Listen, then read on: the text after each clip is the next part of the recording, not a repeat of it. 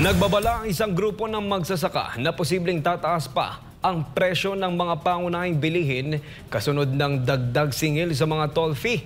Samantala, sabi naman ng isang grupo mula sa sektor ng transportasyon, hindi dumaan sa tamang proseso ang Toll Regulatory Board. Kung bakit, ating alamin sa balitang ihahatid ni Sheena Torno. Mas mataas sa dagdag singil sa toll fee ang bumungad ngayong buwan ng Marso, lalo na sa mga biyaherong may dalang mga produktong pang-agrikultura na dumadaan sa mga expressway. Naging epektibo kasi nitong Marso 2 ang mga mas mataas sa toll fee sa North Luzon Expressway o NLEX patapos aprobahan ng Toll Regulatory Board o TRB. Sakop nitong open system ng NLEX, kabilang ang Balintawak, Caloocan, Mindanao Avenue at Marilao. Batay sa bagong singil, tumaas ng 5 piso ang toll fee para sa Class 1 vehicles, gaya ng kotse at SUV, kaya't umabot ito sa 79 na piso, habang 13 piso naman ang dagdag singil para sa mga Class 2 gaya ng bus at maliliit na truck at trailer, kaya ito'y naging 100 at 79 na piso. Nadagdagan naman ng 15 piso para sa Class 3 yung mga malalaking truck at trailer. Dahilan para sumampa sa 238 piso ang toll fee nito. Sabi ng TRB, layunin ng pagtaas singil ay bilang bahagi ng regular na pagsusuri para matiyak ang patuloy na pagpapanatilit pagpapaganda ng expressway at serbisyo. Pero sabi ng grupong Samahang Industriya at Agrikultura o SINAG, may epekto sa presyo ng mga bilihin ng hakbang na ito ng TRB, lalo na sa mga biyaherong may dalang agri-products. Ipapasan kasi ng mga biyahero sa mga retailer ang dagdag singil sa toll fee, habang ang mga retailer naman ay ipapatong sa mga consumer. It will add up sa cost nila and definitely madadagdagan ipapasa nilang presyo sa retailers. Ang retailers naman, hindi syempre sila magpapalugi kung ano man yung dagdag sa kanila, ipapasa nila sa consumers dahil sa additional logistics cost nila. Para maiwasan na tumaas pa lalo ang presyo ng mga bilihin, dapat lang daw exempted sa dagdag singil ang mga sasakyang may dalang lokal na produkto.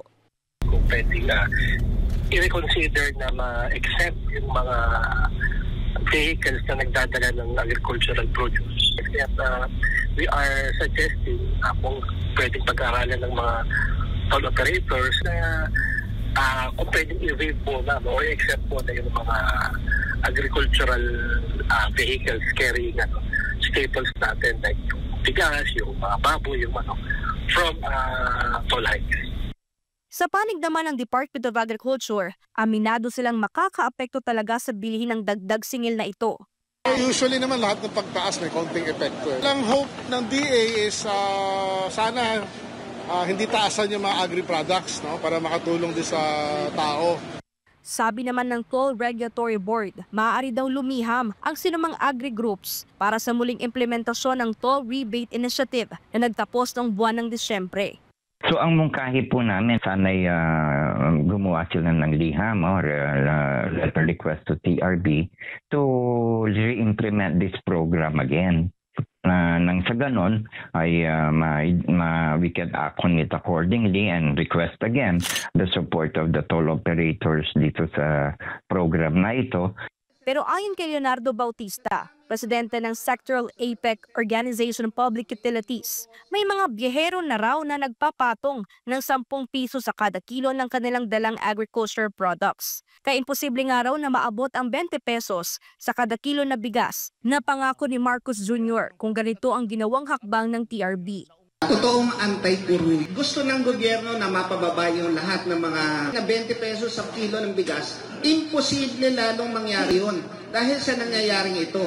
Sa dami ng mga tumatakbo sa Central Luzon, sa may Ilocos, sa may Isabela, tatakbo lahat yan sa expressway. So paano yung sasabihin na natin hindi sila anti-poor? Tayo yung tinatamaan pagka nagkakaroon ng taas ng presyo. Hindi lang din mga nasa sektor ng agrikultura ang maaapektuhan nito, kundi maging ang mga nasa sektor din ng transportasyon. Sa isang pagpupulo nga, pinuna ng Liga ng Transportasyon at Operator sa Pilipinas o LTOP ang TRB dahil hindi ito dumaan sa tamang proseso. Hindi man lang daw kumonsulta ang TRB sa mga sektor na masasagasaan ng kanilang dagdag sigil sa toll fee. Dahil dyan, may panawagan sila sa Administrasyong Marcos Jr. Sana ho itigil muna ito at pag-usapan. Bigyan naman sana ho ang paggalang ng respeto sa ating mga consumer na dumadaan po dyan. Dahil po, hindi pa namin naranasan ang nagkaroon ng tawag ng Toll Regulatory Board na tinawag niya yung NLEX, SLEX, StarToll, Cavitex para iharap sa taong bayan kung ano naman ang nararamdaman natin lahat na mga dumadaan dyan sa expressway na yan.